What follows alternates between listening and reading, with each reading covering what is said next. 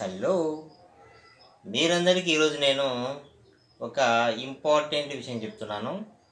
ఆ విషయం ఏందనేది చెప్పే ముందర మీకు అందరికీ కూడా హ్యాపీ వినాయక చతుర్థి శుభాకాంక్షలు. అందరూ సుఖ సంతోషాలతో ఆయురారోగ్యాలతో హ్యాపీగా సకల సౌభాగ్యాలతో ఆనందంగా నిండు నూరేళ్ళు హ్యాపీగా బతకాలి, ఉండాలి. అందరూ బాగుండాలి, అందులో మనం ఉండాలి, నేను ఉండాలి. ఓకే, లైక్ చేయండి. వీడియోస్ చూసే ముందర లైక్ చేయండి, లైక్ చేసి వీడియో చూడండి. ఎందుకంటే ఇది ఈ పండుగ రోజున చాలా చాలా ఇంపార్టెంట్ వీడియో. ఓకేనా? ఇక వీడియోలోకి వెళ్ళిపోదాం లేట్ చేయకుండా. అసలు ఆ ఇంపార్టెంట్ మ్యాటర్ ఏంటంటే, ఎందుకు ఆలస్యం, ఎంటర్ ఇంటు ద వీడియో. ముఖ్యంగా చిన్నపిల్లలకి ఈ వినాయక చవితి సందర్భంగా కొన్ని రకాల పనులు అప్పగించినట్లయితే వాళ్ళల్లో కొన్ని మంచి స్కిల్స్ డెవలప్ అవుతాయి. ఉదాహరణకి మండపాల నిర్వహణ వంటి కొన్ని విషయాలు వాళ్ళకు అప్పగించడం వల్ల చాలా నైపుణ్యాలు వాళ్ళలో వాళ్ళు డెవలప్ చేసుకోవడానికి ఇది ఒక మంచి అవకాశంగా కనిపిస్తుంది. ఈ అవకాశము మన పిల్లలకు మనం ఇచ్చినట్లు అవుతుంది.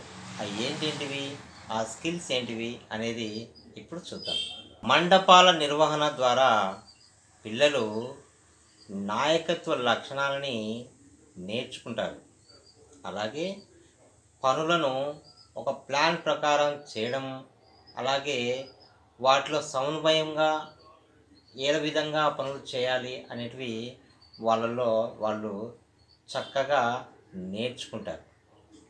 ఓకే, ఇంకో పాయింట్ ఏంటంటే మండపాల డెకరేషను అండ్ విగ్రహాల తయారీ అండ్ పూజల సామాగ్రి సేకరించడము వంటి పనుల ద్వారా చాలా విషయాలు వాళ్ళు ఆధ్యాత్మికంగా కొన్ని విషయాలు తరతరాలుగా సంస్కృతిని మనం వాళ్ళకు అందించినట్టు అవుతుంది. ఏమంటారు? ఇది కూడా ఒక రకమైన స్కిల్. ఇంకో స్కిల్ ఏంటనేది చూద్దాం. స్కిల్ చాలా ఇంపార్టెంట్ అండి, వీడియో స్కిప్ చేయకుండా చూడండి.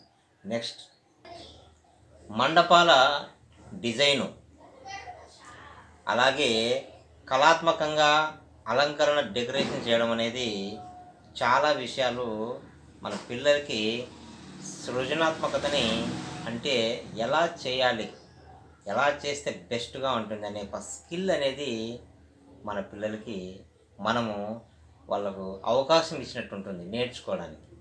కాబట్టి ఈ పాయింట్ మీద కూడా పిల్లలు డెవలప్ అవుతారు, ఇది గుర్తుపెట్టుకోండి. మండపాల నిర్వహణలో భాగస్వామ్యం కావడం వల్ల ఆ పిల్లలు అనేవాళ్ళు సామాజిక బాధ్యత అనేది నేర్చుకుంటారు. అలాగే సామాజిక సేవ చేయడం అనేది తెలుస్తుంది. అలాగే పర్యావరణం పరిరక్షణ అనేది ఏ విధంగా ఉంటుంది, ఎక్కడ వేస్ట్ మెటీరియల్ ఉంటుంది, ఏది ఎలా వాడాలి, ఏది మన పర్యావరణానికి హాని చేస్తుంది, దేన్ని వాడాలి, దేన్ని వాడకూడదు, ఎవరికి హెల్ప్ చేయాలి, ఎలా హెల్ప్ చేయాలి అనే విషయాలు కూడా పిల్లలకి చాలా నేర్చుకుంటారు. కాబట్టి మర్చిపోకుండా ప్రతి ఒక్కరూ పిల్లలకి మంచి విషయాలు నేర్పించుకోవడానికి ఒక అవకాశంగా ఉంది ఈ వినాయక చవితి. కాబట్టి పిల్లలను ఎంకరేజ్ చేయండి, ప్రోత్సహించండి. ఇంకో విషయం, సమూహంలో పనిచేయడం, అదే పాల్గొనడము, ఆ యొక్క అభిప్రాయాలను, వాళ్ళందరూ చెప్పే అభిప్రాయాలను అంగీకరించడము, అలాగే సమస్య ఏంది, ఎలా పరిష్కరించాలి అనే విషయాలు కూడా పిల్లల యొక్క మైండ్ సెట్లో బాగా డెవలప్ అవుతాయి. అంటే వాళ్ళ యొక్క వ్యక్తిత్వ వికాసం అనేది చాలా బాగా డెవలప్ అవుతుంది. ఇలా గ్రూప్స్గా, కమిటీగా చేయడం, వాళ్ళ సమస్యలన్నింటినీ అంగీకరించడం, వాటిలో సమన్వయంగా చేసుకుంటూ పోవడం, సమస్య ఉంటే దాని పరిష్కారం ఏ విధంగా చేయాలనే దానిపైన పిల్లలకు మంచి అవగాహన వస్తుంది. ఇది కూడా మనం వాళ్ళకి ఖచ్చితంగా నేర్పించాలి. ఇంకా నెక్స్ట్ విషయం వస్తే, ఈ విధంగా మండపాల నిర్వహణ ద్వారా వాటి నిధులు సేకరించే కాడ నుంచి ఆ నిధులు ఏ విధంగా ఖర్చు పెట్టాలని ఒక గ్రూపుగా డిస్కస్ చేసుకొని ఒక కమిటీగా ఉండి వాటి సమస్యలను వాటి విలువలను అర్థం చేసుకొని వాళ్ళ అభిప్రాయాలను అంగీకరించి వాటిని పర్ఫెక్ట్గా సమన్వయంగా ఏ లోపాలు లేకుండా ఆర్థిక ఇబ్బందులు కలగకుండా వాటిని పర్ఫెక్ట్గా డీల్ చేసే విధానము, స్కిల్స్, ఆర్థిక డెవలప్మెంట్ స్కిల్స్ అనేటివి పిల్లలకు బాగా ఉపయోగపడతాయి. అలాగే వాళ్ళ వ్యక్తిత్వ వికాసం కూడా బాగా డెవలప్ అవుతుంది.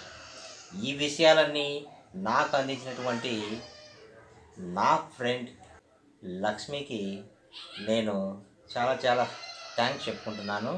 నాకు మంచి కంటెంట్ ఈ పండుగ పూట ఇచ్చినందుకు, అలాగే పిల్లల కోసం మనము ఏం చేయొచ్చు పండుగ పూట అనేది మంచి విషయం చెప్పడం జరిగింది.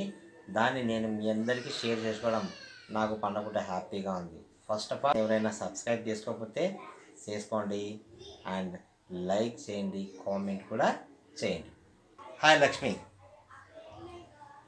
ఈ మ్యాటరు నాకు పంపించినందుకు, ఈ విషయాన్ని నేను మీతో షేర్ చేసుకుంటున్నందుకు మీ చాలా థ్యాంక్స్ చెప్పుకుంటున్నాను. Thank you very much. మంచి కంటెంట్ ఇచ్చావు.